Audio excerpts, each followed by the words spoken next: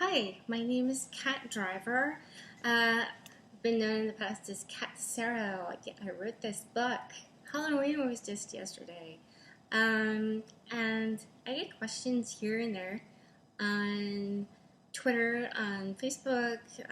People who see me around in the area sometimes ask me. I did interviews with When Ghosts Attack. I've done an interview on Ghost Adventures. And I'm thankful for people who buy this book and they really love it. And thank you so much for your support. I so appreciate it. I really, really do. It means a lot to me. I wrote this at a very difficult time in my life. And when the book came out, there are a bunch of mistakes in it that are kind of odd. And people do ask me, because, well, some people actually got this because they know my father. My father's is retired, but he directs opera. And Dunnett said he was spelled incorrectly. And of all people, I know how to spell that, so I don't know why the spelling is incorrect in this book. It's just kind of odd. But there's a bunch of odd misspellings, and word changes, and all sorts of strange things. And actually, on the very first page, there is a mistake. And I'm going to tell a little story. When I was first taking this book out to try and get different bookstores to pick it up, I had a lot of people say no, no, no, no, no, no, and no. And the reason was because on the very first page, there was a mistake. And I kept saying, yeah, but, this is the first print, and I'm going to do my best to get a second print. And they're like, no, I'm sorry. It's a pretty blatant, stupid mistake. Just go. Just leave. And so I left. And since then, I've been interviewed on television shows. And the other thing that's been actually kind of funny is all the haters that I've gotten. So I was talking to someone about this not too long ago, and I was told, if you've got haters, that means you're on your way to making it. So, I mean, you know what? I think everyone has a certain amount of haters in life, and it just makes you a stronger person. Okay, but onto this odd phenomenon of sorted, like you would sort papers. One of my favorite words when I was a very little girl was the word sorted. I was a very spooky little girl. I read Edgar Allan Poe. I had so many paranormal books. One of my, the Goosebumps series. I read Nancy Drew and the Hardy Boys. We watched Scooby-Doo all the freaking time. My mother was like, Kevin, did you watch something else? So I started watching other things, and I don't think she was very happy with those either. I was big into the monsters and stuff like that. So, I mean, but one of my favorite things to say, I grew up in upstate New York, and we had a lot of rain during certain seasons, and I would run around and say, it was a dark and spooky night. I have a sword that tale to tell you. I think it's very scary. Halloween was one of my favorite holidays. It still is. It doesn't matter if I'm with friends or if I'm by myself with my husky, I'm still going to carve pumpkins. He's asleep right now, but maybe he'll wake up. Yeah, so it was kind of strange for me. That mistake's very strange. Another very strange mistake. And I talked to my editor about this, and she said, sometimes with these paranormal books, this happens. She's a wonderful editor. It's not her fault. Yes, I'm human. I make mistakes, but Newland grist mill over the Gemstones. That's kind of weird. Yeah, we couldn't figure that one out for the longest time, why that happened. And I was remembering all of my students that I had at the store that I taught, with my voice students and my piano students. Some of them would actually go out to Newland Grist Mill, and they would find gemstones, and actually hematite and some other crystals here and there. And I mean, hematite I use on a regular basis. I wear this every day. I wear it when I do paranormal investigations. I do it when I'm working in a retail job, and I wear them in order to deflect the negative energy so I don't absorb it. I find if I don't wear it, I retail can be very difficult. Anyone who thinks that retail is easy is crazy. Um, quite honestly, it can be very challenging at times. I love it during certain times, and sometimes it can be very challenging. And he might say it kind of helps to uh, protect you against anyone else's negative energy. And I feel like that's very, very, very important in this day and age because there's a lot of negativity out there. And I wanted to talk about that very, very briefly because there are a lot of YouTube channels, TV shows, movies, which are very focused on fear of the paranormal. Just a lot of people, when they think about ghosts, they think about fear, and it's understandable, and I understand that, and I've had certainly my bouts of being fearful, but I think it's also important to remember that there can be some very lovely experiences. In fact, a majority of my experiences with the paranormal have been funny. Actually, some of them are hilarious, and some of them are sweet, and some of them are just weird. But I would like to kind of change things around a little bit and kind of steer clear of the fear and kind of get yourself on track with your own spirituality, with your faith, and feel strong and protected on a regular basis. I mean, whether it's wearing gemstones or praying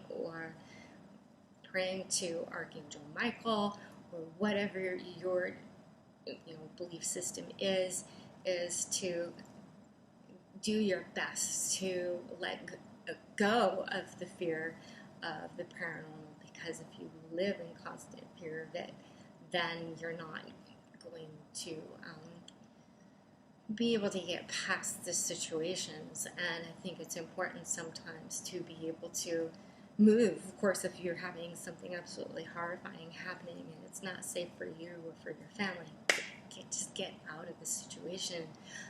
Sometimes it's important to do that. Sometimes it's important to get your priest. Sometimes some of these things that happen are an interesting look into your own spirituality. Maybe you might even find something out about your family that you weren't aware of. I know not long ago I found something out about my family that I had no idea about. And it was kind of an odd situation, and I had something very strange happen last night. I was starting to do a video, and as I started talking, I almost spun it around, but I didn't want to knock absolutely everything off the table because I've been using my computer because not all my cameras are working properly. But there's a chandelier, and one of the lights kept flickering.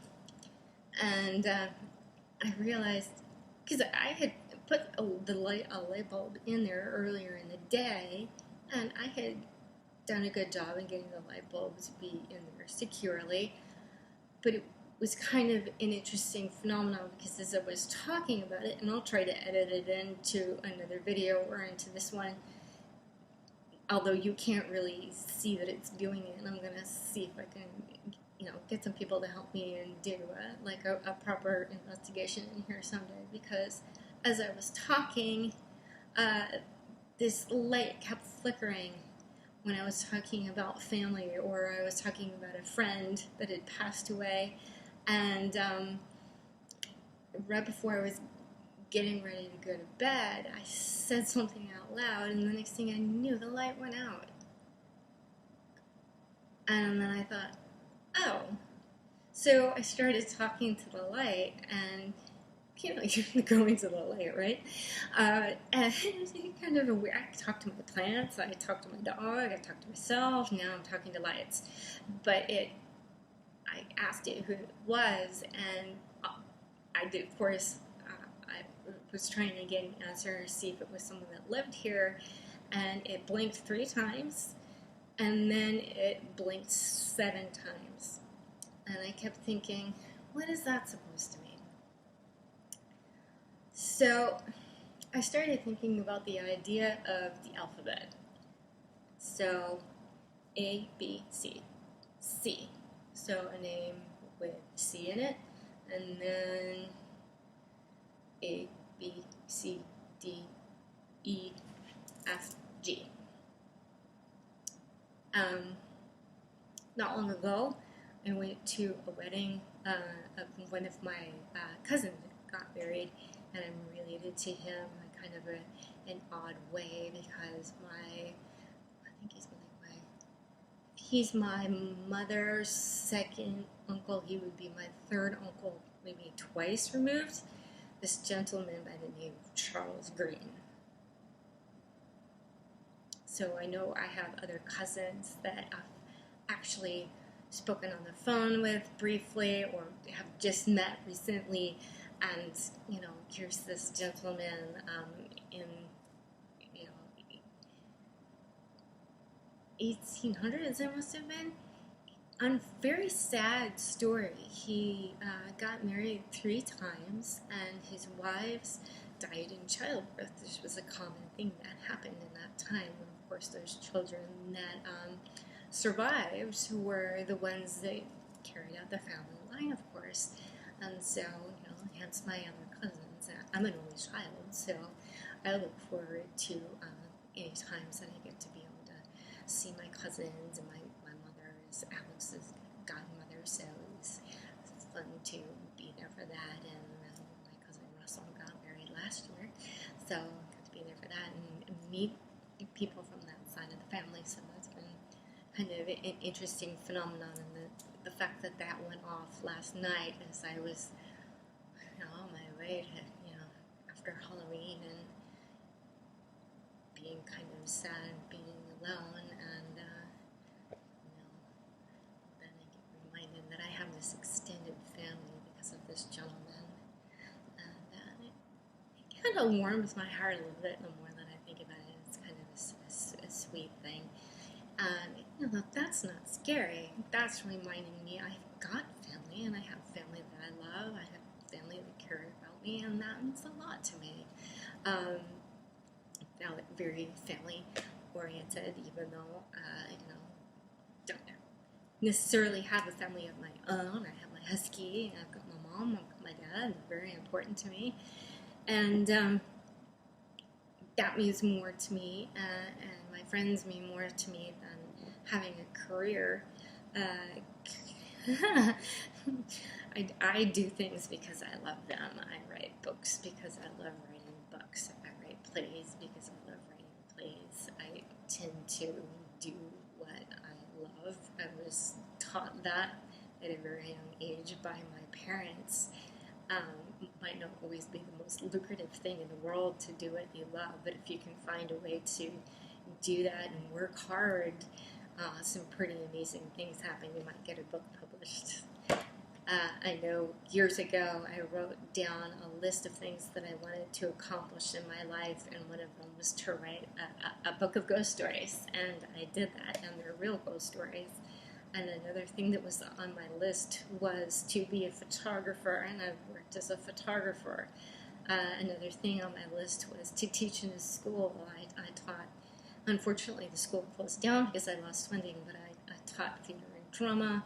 I taught middle school English. I've taught privately voice lessons and piano lessons for years.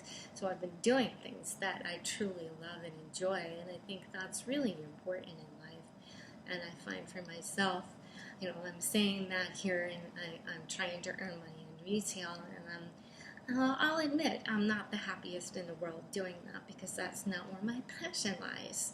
My passion lies in wanting to help people and in writing, and as some of my friends know, I'm a total goofball, so if I don't get to run around and be a goofball and be silly, then I'm not going to be very happy.